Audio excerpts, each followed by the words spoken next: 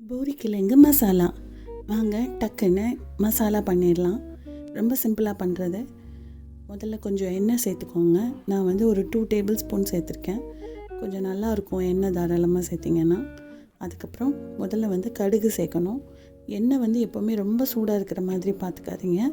கடுகு வந்து கருகக்கூடாது, ஜஸ்ட் லைட்டாக தான் வறுக்கணும். அதுக்கப்புறம் உடைச்ச உளுந்து. நம்ம வந்து முழு உளுந்து சேர்க்குறத விட உடைச்ச உளுந்து சேர்த்தோன்னா எந்த சாப்பாடாக இருந்தாலும் நல்லாயிருக்கும். அதனால் தாளிக்கிறதுக்கு வந்து உடைச்ச உளுந்து தான் நான் ப்ரிஃபர் பண்ணுவேன். அப்புறம் பச்சை மிளகா. நான் வந்து காரம் கம்மியாக தான் சேர்த்துக்குவேன். அதனால் நான் வந்து ஒரு பெரிய பச்சை மிளகா ஒன்றே எடுத்திருக்கேன். அதுக்கப்புறம் இஞ்சி வந்து ஒரு விரல் அளவு, ஒரு கட்டை விரல் அளவு எடுத்துக்கோங்க. அதை வந்து எவ்வளோ குட்டியாக நறுக்க முடியுமோ நறுக்கிட்டு அதையும் சேர்த்துக்கிறேங்க.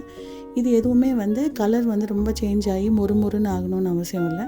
ஜஸ்ட் வந்து ஒரு ஃப்ரை பண்ணி, இது தாளிப்பு தான், அதனால் அந்த வாசனை வந்து அந்த எண்ணெயில் இறங்குற அளவுக்கு நீங்கள் வறுத்தா போதும். இது வந்து ஓரளவு வறுத்துச்சு.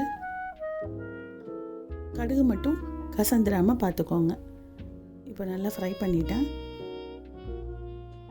இது நல்லா பொரிஞ்சோடனே நம்ம வந்து நீல வாக்கில் நறுக்கின பெரிய வெங்காயம், அதை வந்து நம்ம இப்போ சேர்க்க போகிறோம். இதுக்கு முன்னாடி ஒரு 3 காஞ்ச மிளகாயும் நான் சேர்த்துக்கிறேன். காஞ்ச மிளகா வந்து நீங்கள் பிச்சு விட வேண்டாம். அது வந்து பிச்சோன்னா அது வந்து இன்னும் கொஞ்சம் காரம் இறங்கிடும்.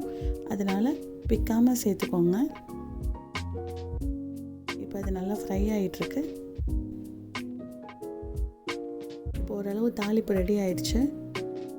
கருவேப்பிலை ஒரு கொத்து, அதையும் சேர்த்து நல்லா பொரிய விடுங்க.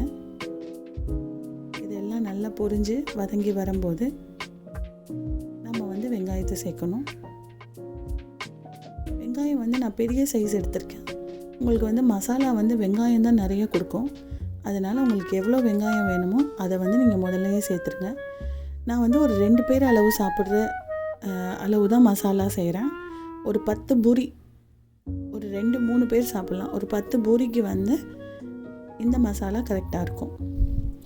எப்போவுமே பூரிக்கிழங்கு மசாலாவில் கோல்டன் ப்ரௌன் ஆகிறதுக்கு நம்ம வெங்காயத்தை விடக்கூடாது. அது டிரான்ஸ்பரண்ட்டாக தான் ஆகணும். லைக் அது வந்து வெள்ளையாக மட்டும் கலர் மாறணும். இப்போது பிங்கிஷாக இருக்கிறது வந்து கொஞ்சம் நேரம் நம்ம வதக்கணுன்னா அது வெள்ளையாக மாறிடும். இது எல்லாமே நம்ம சீக்ரெட் என்னன்னா, நம்ம சிம்மில் வச்சு தான் சமைக்கணும். உப்பு சேர்த்துக்கிறேன். முழு மசாலாக்குமே சேர்த்துக்கிறேன். எப்போவுமே வந்து உப்பு வந்து நம்ம உருளைக்கிழங்கு போடுற சமையலில் வந்து உப்பு நிறையவே தேவைப்படும். ஸோ நான் வந்து 3/4 டீஸ்பூனில் வந்து 3/4 ஸ்பூன் உப்பு போட்டிருக்கேன். கம்மியாக இருந்தால் கூட நம்ம அப்புறம் சேர்த்துக்கலாம். ஜாஸ்தி ஆகிடுச்சின்னா ஒன்றும் பண்ண முடியாது. வெங்காயம் போட்டோன்னு உப்பு சேர்த்தோன்னா கொஞ்சம் வெங்காயத்தில் இருக்கிற தண்ணி வந்து வெளியில் ரிலீஸ் ஆகும் இல்லையா? அதனால தான் நான் எப்போவுமே வெங்காயம் சேர்த்ததுக்கப்புறம் உப்பு சேர்க்குறது. இப்போ இதை நல்லா வதக்கட்டும். ஓரளவு ஃப்ரை ஆகிட்டுருக்கு. இப்போ நம்ம மஞ்சள் தூள் சேர்த்துக்கலாம். இது வந்து கலரும் கொடுக்கும், இதுக்கு ஒரு ஸ்பெஷல் ஃப்ளேவரும் இருக்குது. ஸோ இந்த ஸ்டேஜில் வந்து நம்ம மஞ்சத்தூளும் பெருங்காயமும் நான் சேர்த்துக்கிறேன். கட்டி பெருங்காயம் இருந்ததுன்னா நீங்கள் தண்ணியில் கரைச்சி சேர்த்துக்கோங்க. பட் வந்து தூள் பெருங்காயம் யூஸ் பண்ணுறது பெட்டர். கட்டி பெருங்காயம் இன்னும் கொஞ்சம் வாசனையாக இருக்கும். நான் வந்து ஈஸியாக இருக்கணுங்கிறதுக்காக தான் தூள் பெருங்காயம் சேர்த்துக்கிறேன். இப்போ இந்த மஞ்சளோடு சேர்த்து அந்த வெங்காயத்தை நல்லா வதக்கணும். இந்த ஸ்டேஜில் சேர்த்தா தான் மஞ்சள் வந்து நல்லா கலர் கொடுக்கும். கடைசியாக சேர்த்திங்கன்னா மஞ்சள் கலர் வந்து வித்தியாசமாக தெரியும். அதனால தான் வெங்காயம் வதக்கும் போதே நம்ம வந்து மஞ்சளை சேர்க்குறோம். இப்போ இதில் வந்து ஒரு கிண்டிட்டு நான் வந்து பெருங்காயம் சேர்க்குறேன். பெருங்காயம் வந்து ஒரு 1/4 டீஸ்பூன் கிட்ட நான் சேர்க்குறேன். இதோட வாசனையே வந்து பெருங்காயம் தான். பெருங்காயம் வந்து ரொம்ப ஹெவியாக வேணான்னு நினைக்கிறவங்க கொஞ்சமாக சேர்த்துக்கோங்க. இதை நல்லா கிண்டி விடுங்க. இப்போ நம்ம தாளித்த எல்லா சாமானும் வெங்காயத்தோடு வதங்குறது உங்களுக்கு நல்லாவே தெரியும். இந்த ஸ்டேஜில் நான் வந்து ஃப்ரோசன் பச்சை பட்டாணி தான் சேர்க்குறேன். நீங்கள் வந்து ஃப்ரெஷ் பச்சை பட்டாணி சேர்த்திங்கன்னா தனியாக வேக வச்சு ஆட் பண்ணுங்கள். ஃப்ரோசன் வந்து ஆல்ரெடி 3/4 பதம் வந்து வெந்திருக்கும். அதனால தான் நான் அப்படியே சேர்க்குறேன். இப்போ எல்லாம் ஒன்றா சேர்கிறதுக்காக நான் கொஞ்சமாக தண்ணியும் சேர்க்க போகிறேன். இது வந்து பச்சை பட்டாணி வந்து மிச்சம் வேகிறதுக்கும் யூஸ் ஆகும்.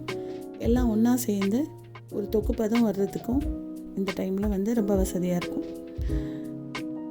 எனக்கு வந்து பூரி கிழங்கு மசாலா கொஞ்சம் செமி கிரேவியாக இருந்தால் தான் தொட்டு சாப்பிட்றதுக்கு ஈஸியாக இருக்கிற மாதிரி இருக்கும். இப்போ நீங்கள் வந்து மசாலா தோசை செய்கிறீங்க, மைசூர் மசால் தோசை செய்கிறீங்கன்னா நீங்கள் வந்து கொஞ்சம் தண்ணி வத்துற வரைக்கும் வெயிட் பண்ணணும். ஆனால் பூரிக்கு வந்து தொட்டு சாப்பிட்றீங்கன்னா கொஞ்சம் தண்ணியோடு இருந்தால் தான் வசதியாக இருக்கும், நல்லாவும் இருக்கும். இப்போ பார்த்திங்கன்னா நம்ம சேர்த்த தண்ணி ஓரளவு வத்திருச்சு. இந்த வத்துற ஸ்டேஜில் நான் ஏற்கனவே அவிச்சு வச்ச ஒரு 1/4 கிலோ உருளைக்கிழங்கு அதை நான் வந்து மசிச்சு வச்சுருக்கேன். நீங்கள் வந்து மசிக்க வேணாம் அப்படின்னா கட் பண்ணி கூட சேர்த்துக்கலாம். தோல் உரிச்சிட்டு ரொம்ப நான் வந்து மையாக மசிக்கலை, 1-2 தான் கையோடு மசிச்சிருக்கேன்.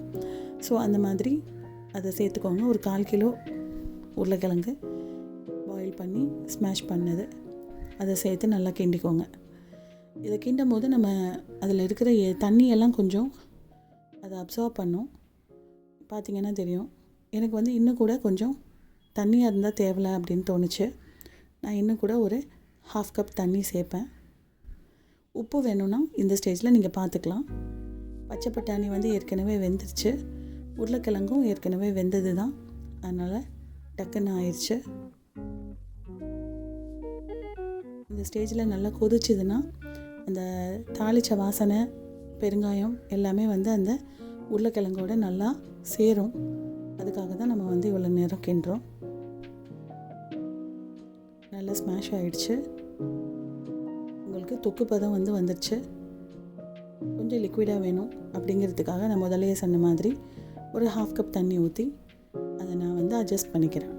எனக்கு எந்த ஸ்டேஜில் வேணும் அப்படிங்கிறத நம்ம தான் டிசைட் பண்ணிக்கணும். இல்லை உங்களுக்கு வந்து திக்காக வச்சு சாப்பிட்டா தான் பிடிக்கும்னா நீங்கள் இந்த தண்ணி ஊற்ற வேண்டாம். எனக்கு வந்து கொஞ்சம் வாட்டரியாக இருந்தால் தான் பிடிக்கும். அவ்வளோதாங்க. சுவையான பூரிக்குள்ள சைட் டிஷ் கிழங்கு மசாலா ரெடி ஆயிடுச்சு. சுட சுட நம்ம பூரி வச்சு கிழங்கு வச்சு சாப்பிட்டோம். அருமையாக இருந்தது.